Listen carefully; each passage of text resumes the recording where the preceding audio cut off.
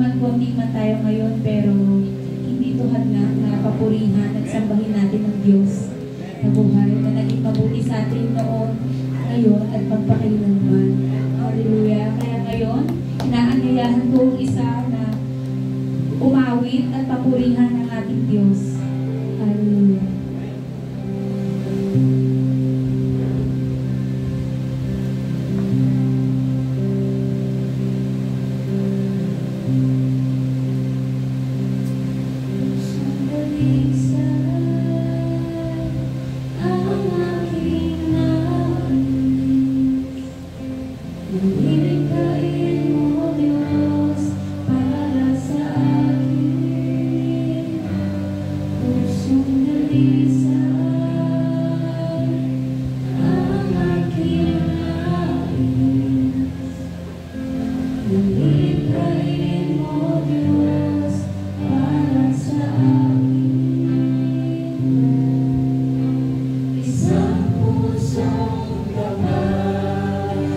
Sa'yo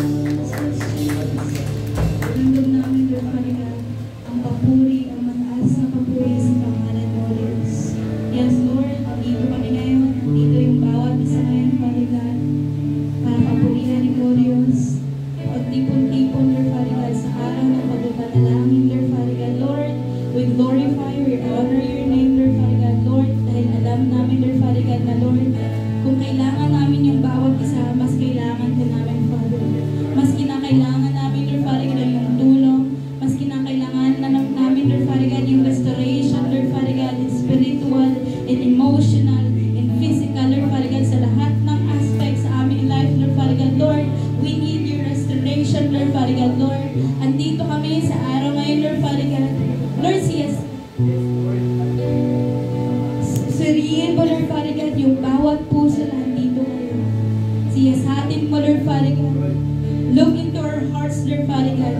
In the midst of our hearts, Lord Father God, sa kung anong rason, Lord Father God. Lord, makikita mo sa bawat puso na andito ngayon, yung every reason why we worship your name, Father. Makikita mo sa bawat puso na andito ngayon, Lord Father God, yung bawat rason kung bakit nagpapatuloy pa rin kami, O Diyos.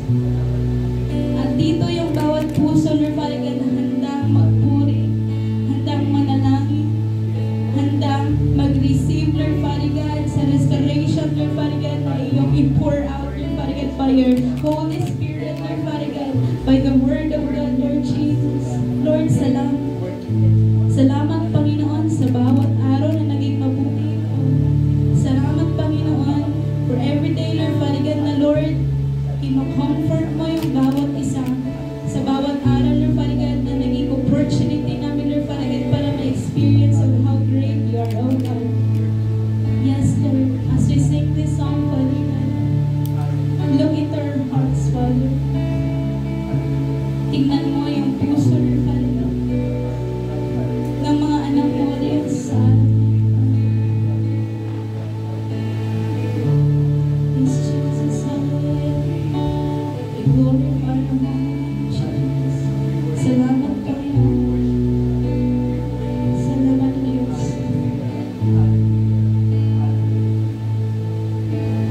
Puso ko iyong sinisiyasan. Buhay ko iyong alam. Ang lahat kong lihim mo, Yahweh, ay tiyak mong nalalaman. Ang lahat ng aking ginagawa, yes, Jesus, sa'yo ay hindi lingid. Ang lahat kong lihim mo, Yahweh, ay tiyak mo ang mababatid. Salamat, Panginoon.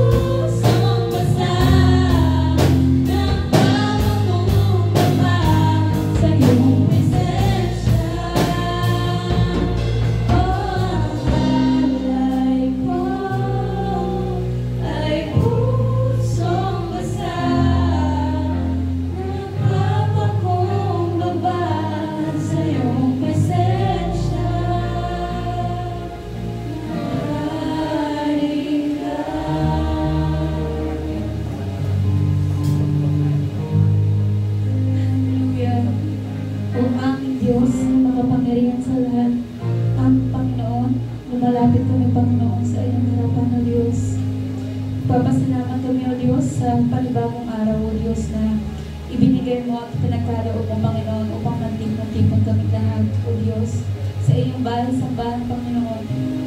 Salamat, Panginoon, sa bawat pusong nandirito, Panginoon, upang purihin ka at sambahin ka. Hallelujah. Panginoon, nagpapasalamat kami, O Diyos, sa safe na pagpunta, Panginoon, ng bawat isa, O Diyos. Panginoon, kilala mo ang bawat isa, Panginoon. Kilala mo ang bawat puso ng bawat isa, O Diyos. Panginoon, nawa, Panginoon, ang iyong salita, ang maghari, Panginoon. Ikaw ang siyang itaas, Panginoon. Ikaw ang siyang pupurihin at sasambahin, O Diyos. At sa mga wala pa rito, O Diyos, ikaw ang siyang gumabay, Panginoon, sa kanila. Samahan mo sila, O Diyos. Gaya ng pagsama mo, Panginoon, kung paano kami nakarating dito, O Diyos. Panginoon, nawa, Panginoon, na ang salita, Panginoon, na aming mapagsaluhan, O Diyos, ay siyang aming tumatak sa aming puso't isipan, O Diyos. Panginoon, gayon din sa iyong gagamitin, Panginoon. Nawa, ikaw ang magsalita, O Diyos. Ikaw ang siyang itaas, ikaw ang siyang purihin at sambahin, O Diyos. Samahan mo kami, Panginoon, sa aming gagawin ngayong araw, O Diyos. Ikaw lamang ang aming pupurihin at sasambahin sa pangalan mo. Amen.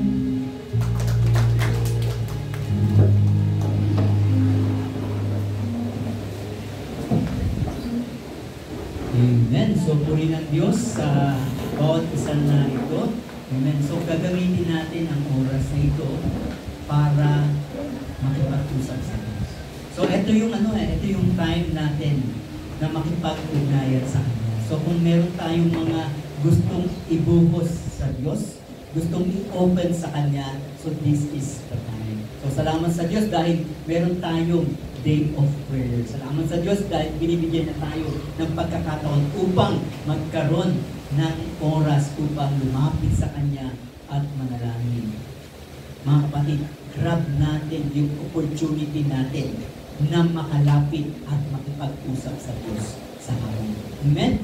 So ngayon po, tatawagin ko po ang ating nakapagpahinga, si Sis Raisin, upang mag-share muli sa atin ng God's Word about prayer.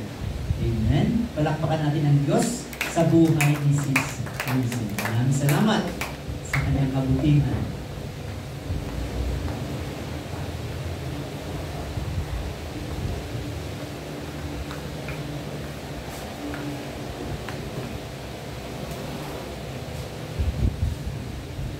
Hello po, good afternoon sa lahat. Magandang hapon po sa ating lahat.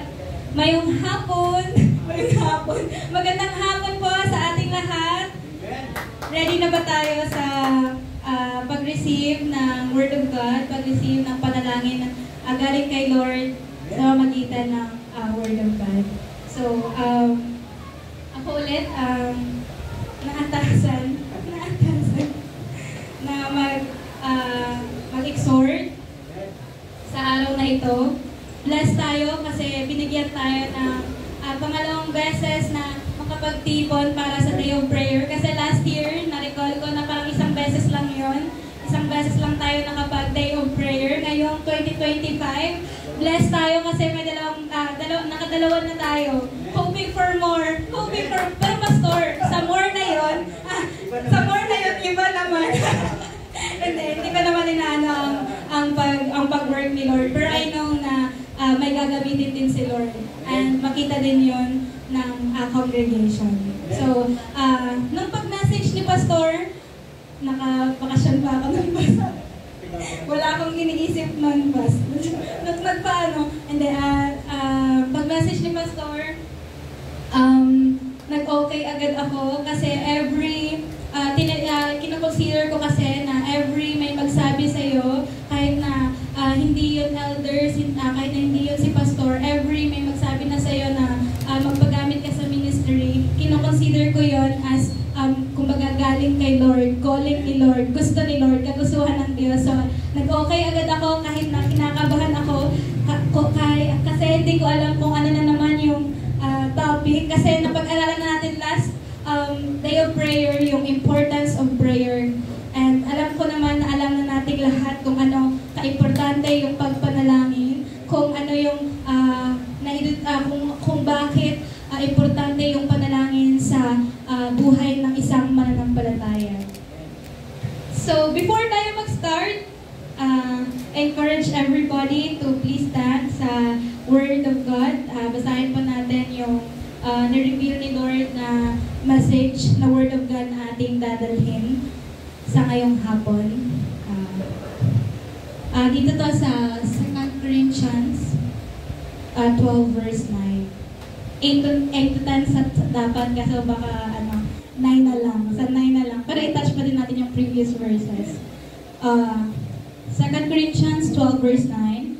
But he said, "My grace is sufficient for you, for my power is made perfect in weakness. Therefore, I will boast all more gladly of my weaknesses so that the power of Christ may rest upon me." So before tayo mag-start, pray muna tayo. Let's have a quick prayer sa kay Lord. We praise you, we honor you, we glorify your name, Father, for this afternoon, Lord, na kami iyong tinipon, Father God, para sa day of prayer. We thank you so much, Lord Father God, for this opportunity, Lord Father God, na ikaw, Lord Father God, ang mag-speak in front of us, Father God. Father God, may use me, Lord Father God, sa pag-speak out, Lord Father God, sa kung ano man yung revelation na iyong ibibigay, Lord Father God, sa bawat isa, Lord Father God. Lord, i-touch man, Lord Father God, yung bawat puso na andito na ma-openly, Lord Father God, na mag-receive ng Word of God, Lord Father God. Sa hapong ito, Lord Father God, itataas ka namin, Lord Father, itinataas namin yung pangalan. Just na may pray. Amen and amen. Balik tayo sa, pala na po kumukuha lahat. Balik tayo sa previous na slide. So, ang title ng, ng word natin ngayon is God's power in our weaknesses. Bakit kaya wala yung prayer sa ni Ate Richelle, Mrs. Richelle? Bakit kaya wala yung prayer sa dyan? Kasi natakot na natin why we must pray. What is the importance of prayer sa life ng isang Christian? So ngayon, alam ko naman na every one of us here nagpe-pray talaga, amen? Amen? Kunti lang yung nananalangin, konti lang po yung nagpe-pray. Alam ko ng bawat isa sa atin may hinihingi sa Diyos, nananalangin sa Diyos, lumalapit sa Diyos kasi we know na hindi natin kaya yung buhay dito sa mundo kung wala ang Diyos. Amen? So, dahil sa nanalangin tayo, may instances talaga na hindi yes yung laging sagot ng Diyos. Hindi binibigay ng Diyos sa kung ano man yung mga hinihingi natin. Hindi lang sa lahat ng panahon ganon. So, yung point ko ngayon, bakit God's power in our weakness? Kasi may mga times na nagno-no si Lord. Nagde-decline si Lord. So, yung point ngayon is, ano kaya yung reaction ng mananampalataya if mag-decline si Lord? So, I hope na if matapos man ako sa short exhortation ngayong hapon, may ma-learn tayo and maiuwi natin na, if ever na hindi magsagutin ni Lord yung panalangin ko, then makakonclude kayo kung ano dapat yung gagawin. Okay, God's power in our weakness. Quick context lang kung bakit ito. Kasi, quick context lang sa verse na ito, sa passage na ito, according ito sa life ni Paul. Si Paul is isang mananampalataya. Kilala natin si Paul. Kung pwede nga lang, siya yung kainggitan nating lahat. Kasi grabe mag-serve si Paul, grabe yung service ni Paul sa kay Lord, grabe yung mga nagawa niya, yung ginagawa niya, grabe yung mga na-experience niya yung time na yon. So, quick context, Paul is talking about the thorn of the flesh. Yung thorn of the flesh ni Paul, na kumbaga kino-consider niya as a messenger of Satan daw, na purpose is yung torment, na pahirapan siya sa panahon na yan kasi si Paul is parang may abundance of revelation to Paul's life ng time na yon. Maraming nire-reveal si Lord sa life ni Paul ng time na yon. Maraming ay pinapahayag ang Diyos, maraming pinapagawa ang Diyos sa life ni Paul. Maraming ministry si Paul sa time na yon. So, kino-consider ko as I read the passage, parang ano siya, parang makonsider siya as ala Moses, marami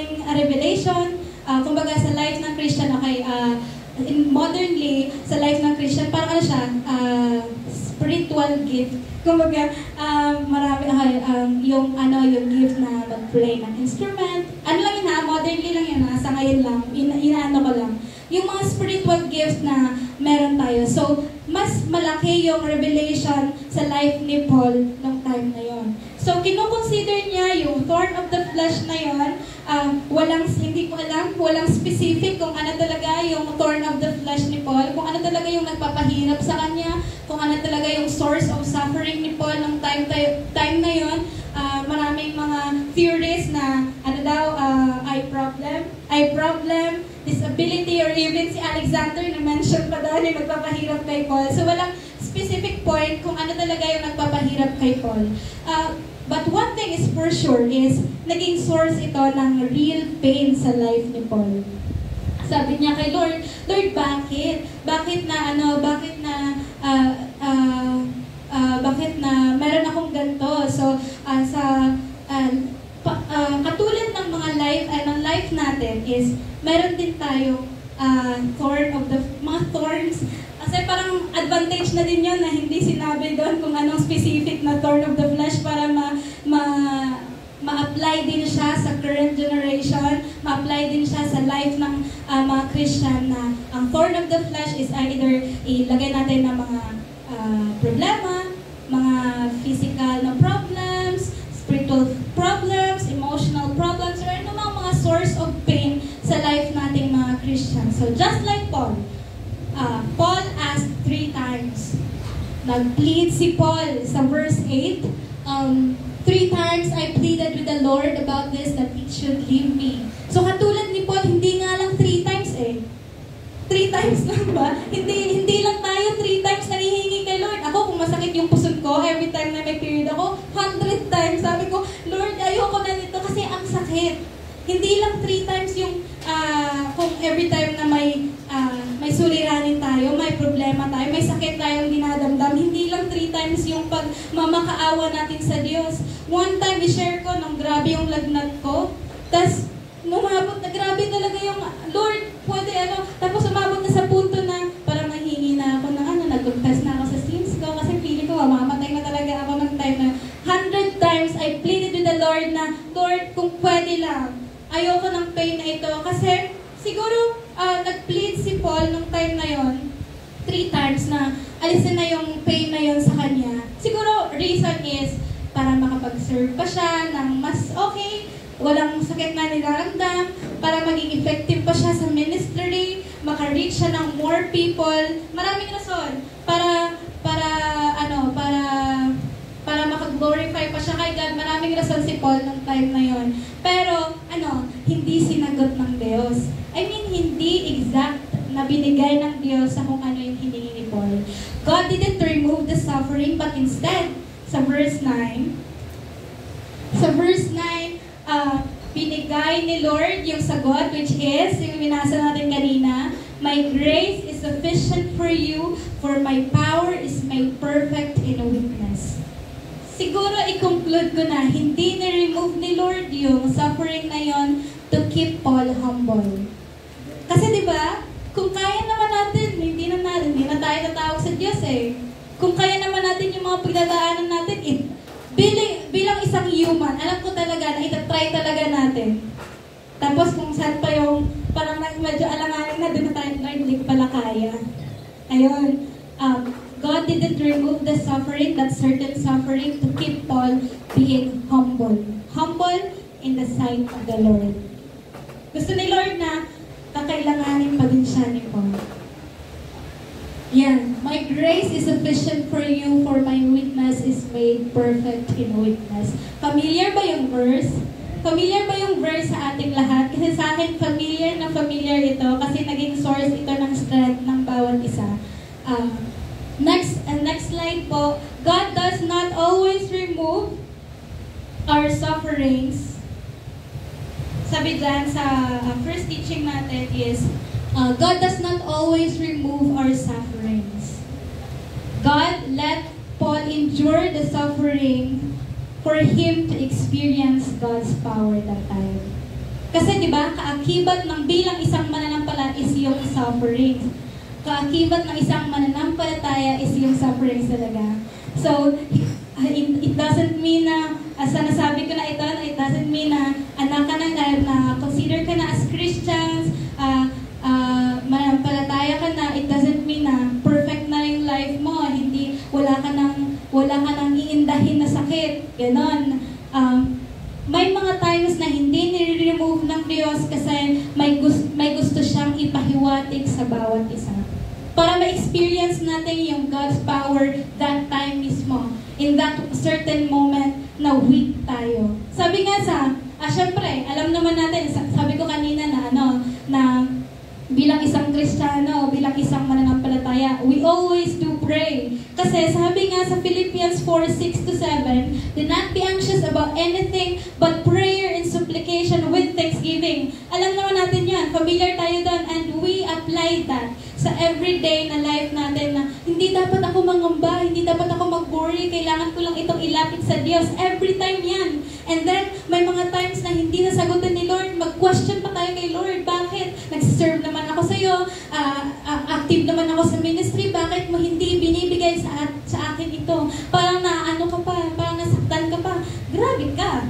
Nasaktan ka pa kasi hindi sinagot ng Diyos yung panalangin. Ginagawa mo si Diyos na, yung ang Diyos na genie ng buhay mo. Sana all. May genie ng buhay. Okay. May mga times na gano'n. God doesn't remove our suffering para maka-learn tayo na He alone is sufficient. His grace is sufficient. He alone is enough para mapagtagumpayan natin yung certain moment na yun. Kasunod niyan is God's grace is sufficient.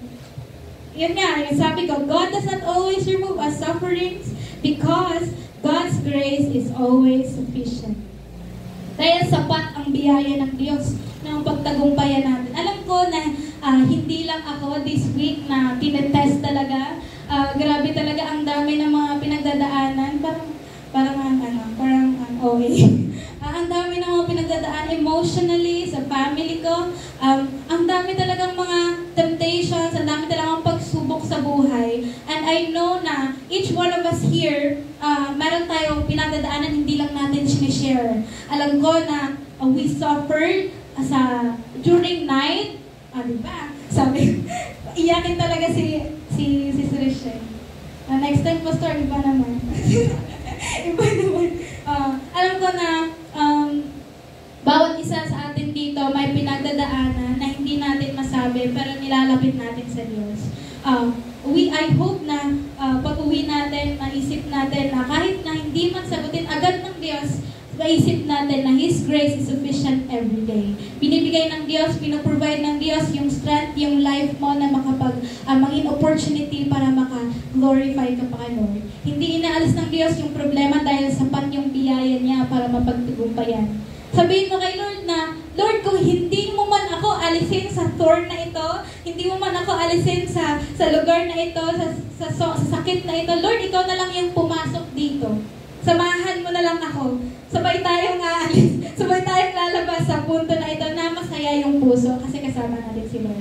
Next is God's power is made perfect in weakness. Bakit perfect in weakness yung God's power? Kasi, ma-reveal yung glory ni Lord sa time na yun. Sabi ko nga kanina, di ba? Bilang isang human, kung pwede lang gawin natin lahat para mag-provide ng own solution, ayaw natin na humingi. Kasi ma-pride tayo eh. Yun na yun. Diretso talaga. Ma-pride tayo eh. Ayaw natin humingi ng tulong hanggang kaya pa natin. Hanggang tumatayo pa tayo. Pero, kung nasa downfall na tayo, wala na tayong masabi, Lord, surrender ko na ito lahat sa iyo. Lord, ikaw nang bahala. Kasi weak ako, helpless ako, ang dami ko ng problema. But ask for grace kay Lord and He will be sufficient in everything. Yun lang yun. Instead na mag-overthink ka na, bakit ba may problema na naman? Bago na naman. Grabe na naman to. Ang sakit na naman. Everyday na lang may bagong problema. Pagkatapos isang problema, meron na namang problema. Instead na mag-overthink ka, siguro try natin i-shift yung mindset natin na maging excited tayo kung paano tayo ilalabas ng Diyos sa lugar na iyon. Siguro maging excited tayo kung paano i-reveal ni Lord yung glory niya in that weakness. Oo. Kasi ako, may one part ako sa life ko na naging excited ako is yung yung boyfriend. Oo. hindi na ako nahingi kay Lord. Naging excited na lang ako kung ano yung bibigay niya. Ganon. Naging excited na lang ako kung sino yung ibibigay ni Lord kasi alam ko na mas perfect kung galing sa Diyos. Same way sa life natin na habang nag-endure tayo sa pain, maging excited tayo kung paano tayo ilalabas ng Diyos sa moment na yun. Paano kaya ako ilalabas ng Diyos nasa deep pain ako, emotional damage yung paano kaya ako ilalabas ng Diyos sa sitwasyon na ito? Maging excited tayo kung paano i-reveal ng Diyos yung presensya niya, yung glory niya in that certain moment in our lives. How God shines in our weakness. Kung paano gamitin ni Lord yung weakness mo na maging strength mo someday. Kung paano mag-reveal yung God's power sa time na helpless ka, weak ka. Minsan nga mas, dito, epektibo yung humility yung Lord, surrender ko na to sa'yo lahat kasi hindi ko kaya. Yung mga ganong moment ng life. Okay, application, pray for more God's grace to strengthen us. Diba? Grabe talaga. Ang creative talaga ng PowerPoint. Pinuri yung sarili. Pray for more God's grace to strengthen us. Sabi nga sa verse 9 kanina, my grace is sufficient for you. So, kailangan natin manalangin na maging sufficient yung grace ni Lord sa araw-araw na mag-strengthen us na sa araw-araw na kumbaga hinaharap natin. Kasi alam ko na ang daming problema eh. Yung problema lang talaga yung hindi nauubos. Pero, mas hindi nauubos yung grace ni Lord na mag-strengthen sa atin sa bawat araw. Consider suffering as an opportunity for God's grace to work in us. Sabi ko kanina, maging excited pa tayo imbis na mag-overthink tayo. Let's consider suffering as an opportunity na mag-work si Lord in that certain moment kumbaga, nag-make room tayo kay Lord. Kumbaga, hindi natin, di ba? Familiar kasi ito sa mga generation ngayon, nagmumukmuk. Every time na kinikonsider agad, sad lang, pero kinikonsider agad na depressed ako. Ay, wrong yun. Na nagda-diagnose tayo na, kahit sad lang, da-diagnose agad tayo na depression to. Sana all. Hindi yan, wrong yun. Every time na sad tayo, mag-talk tayo kay Lord, then, kumbaga, gamitin niya ni Lord para makapag-worship tayo sa Kanya. Consider your suffering as an opportunity for God's grace to work in us. Imbes na magkulong tayo mag-isa, mag-make room ka dyan para kay Lord. Kumbaga, sasamahan ka talaga ni Lord. Talk to God, pray to God. Kumbaga, isurrender mo lahat kay Lord. Kasi sabi nga, surrender in your helpless and weak moments and God will work in that certain moment in your life.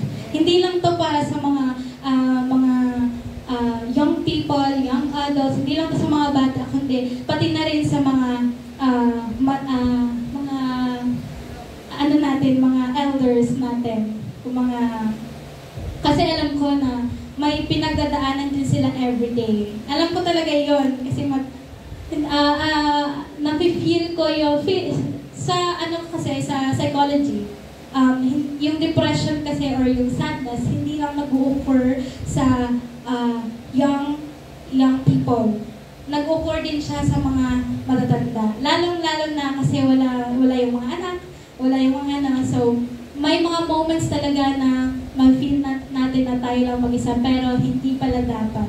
Mag-make room pala dapat tayo kay Lord sa moment na yun, kasi kasama natin ang Lord sa bawat minuto, bawat segundo ng ating buhay. Trust the sufficiency of God's grace. Ito yung promesa ni Lord. Diba last day of prayer, nanghingi ako ng mga promise ni Lord, mga Bible verse. Isa ito sa mga promesa ni Lord. Na my grace My grace is sufficient for you, for my power is made perfect in weakness. Sapat at hindi kukulangin. Yung biyaya ng Diyos ay sapat, more than enough sa mga kakailanganin natin sa bawat araw. Yung role kasi ng humans is to trust God. Yung role naman ng Lord is to make sure na yung grace is enough. Kumbaga, apaw-apaw pa. Minsan kasi kinukuha natin yung role ni Lord eh. Sabi nga, life ko to, ako yung magdedesisyon. Ganun, mga ganang moment, kinukuha natin yung role ni Lord para hindi pala dapat. Let God do His role and let just trust God sa mga moment na yun. Ano yung next dyan? May power, perfect in weakness. Sa verse 10, for the sake of Christ, then I am content with weaknesses, insults, hardships, persecutions, and calamities. Familiar itong part na to. For when I am weak, then I am strong. Familiar yan talaga sa mga Kristiyano. Pag sinabing, for when I am weak, yan talaga yung kasunod. Then I am strong. Mabuti ang Diyos kasi andito tayo ngayon. Mabuti ang Diyos kasi pinoprovide niya yung mga kailanganin natin everyday. Mabuti ang Diyos kasi sabi nga sa kanta kanina, kilala ka ng Diyos. Everyday, sinisiyasat ng Diyos yung puso mo.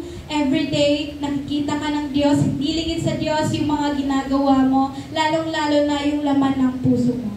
Kilala tayo ng Diyos, kaya nga, let's just be, kumbaga, hindi na tayo mangamba kasi kahit na hindi man sagutin ng Diyos yung exact na hinihingi natin or yung mga panalangin natin, yung mga nilalaman ng prayers natin, His grace will always be sufficient sa atin, sa pang-araw-araw, para pagtugubayan natin yung mga hinaharap natin sa buhay.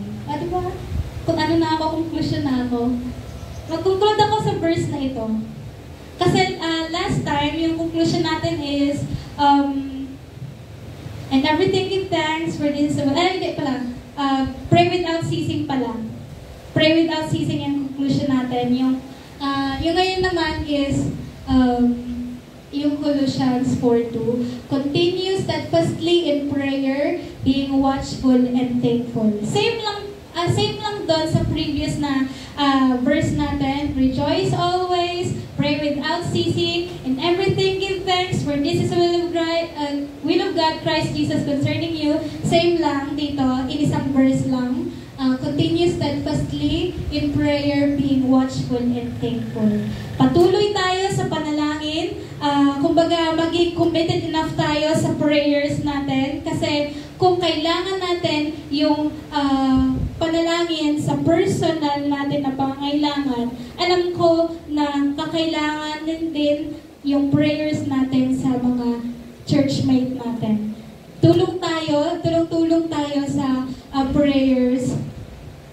Hindi lang sa mga own na mga prayers natin, kundi i-touch din natin yung mga prayer request ng iba. Lalong-lalo na sa mga elders natin na, kumbaga, physically weak sa mga panahong ito. Kasi nasa sila, yun yung thorn nila ngayon, yun yung hinaharap nila ngayon. Pero, alam naman natin na the grace of the Lord will always be sufficient. And let go and let God.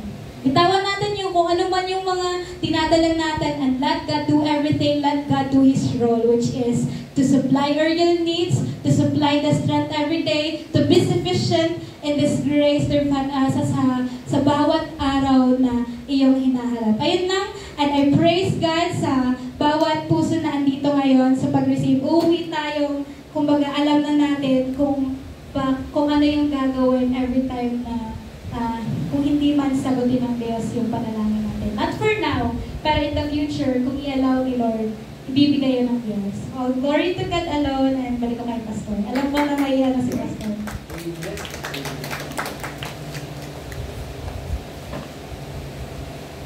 Praise God, at maraming salamat muli kay Sis Vincent sa kanyang na-share sa atin. So, ang gusto ko lang na, nung mabasa ko itong yung last verse na kanyang diniscuss, yung 2 Corinthians 12:10, sabi dito ni Apostle Pablo, sabi niya, "Therefore I am well content with weaknesses, with insults, with distresses, with persecutions, with difficulties." Ano yung attitude? How Paul faced itong mga weaknesses, yung mga problems na hinaharap ko.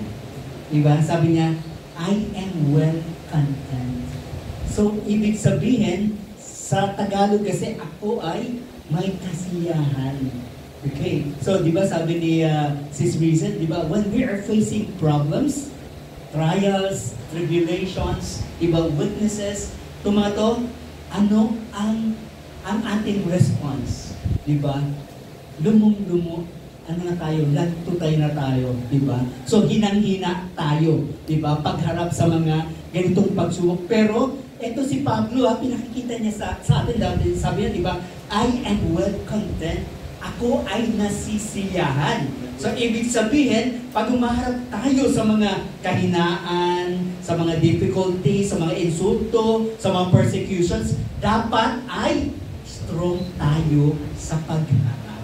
Amen. So, dapat hindi tayo sasabihin natin, ay, mahina ako, hinang-hina ako sa pagharap sa mga problema to. Hindi ko kaya to. Kaya nga, sinabi ni Apostol Pablo, di ba? Sabi niya, for when I am weak, then I am strong. So, kapag dumaranas tayo ng kahinaan sa buhay, lalo tayong magiging malakas. Kasi, di ba? Sabi sa isang verse, I can do all things through Christ who gives me strength. So, huhugot tayo ng lakas sa ating Panginoong Jesus. Kaya, pag dumating tayo sa mga pagsubok, lupay-pay ba? Diba? Ano ba? Talunan ba tayo? Hindi. Dapat ay sabihin natin, I am strong. Malakas tayo sapagkat ang hinuhugutan natin ng lakas ay ang omnipotent God, ang pinakamakapangyarihang Diyos. Amen? At amen, palakpakan natin ang Diyos sa kanyang kabutihan. Napakaganda ng kanyang message. Actually, halos mga connected or related yung mga nagiging topics natin since nung Sunday po. At mamaya may mga topics pa po tayo and i-discuss kami sa praise and worship po. Amen? So ngayon po, talagang tayo, kahit 2 o'clock to 3 o'clock, yung ating worship and also yung ating exhortation. Then, the remaining 1 hour, we will spend in prayer. Okay. So ngayon, ano yung prayer, ano naman natin, ano yung gagawin natin sa prayer natin? Okay, so this time, okay, so kayo ay free na, humanap kayo kung sino yung gusto nyo na makausap, gusto nyo na ipanalangin. Okay, hindi lang isang tao ha. Okay, so we have 1 hour. Okay, so ano lang, bigyan nyo rin ng time. Okay, so for example, may kausap kayo or after yung panalangin, kasi merong maghihintay na iba na gusto siyang kausapin o gusto siyang ipag-pray. Okay, so ito yung ano, di ba sabi ng Satan, just pray for one another. Diba? Then sabi rin, bear you one another's burden and so fulfill the law of Christ. So, kung tayo ay open, di ba? If we're open to, kumbaga, discuss dun sa ating, if we trust yung ating kapatid na pag-pray mo ko kasi ito yung dinadala ko, then, ito yung time ninyo. Okay? So, yun po pipili kayo, partner-partner pa rin, pipili kayo ng inyong gustong makausap, gustong mapanalangin. Then after nyo po na mag-usap at magpanalangin, so tignan nyo po, baka meron ng tinitignan kayo na kayo ang gusto rin kausapin. So bigyan natin din yung iba ng time na magkaroon ng chance na kausapin at ipanalangin yung kapatid nila. Then for example, wala kayong partner, wala kayong kausap that time, so pwede kayong personally makipag-usap. So we will spend yung ating 1 hour. Then sa ating closing, we will pray dun sa ating darating na election this coming month. So yun po yung closing. Amen po? So yun po. So pwede na kayong maghanap ng inyong magiging partner at pwede kayong magpunta sa iba't ibang sulok upang mag-usap at manalangin sa isa't isa. Amen. So, sasabihin ko na po kapag malapit na tayo mag-end dun sa timeline. So, we have 1 hour to talk and to pray.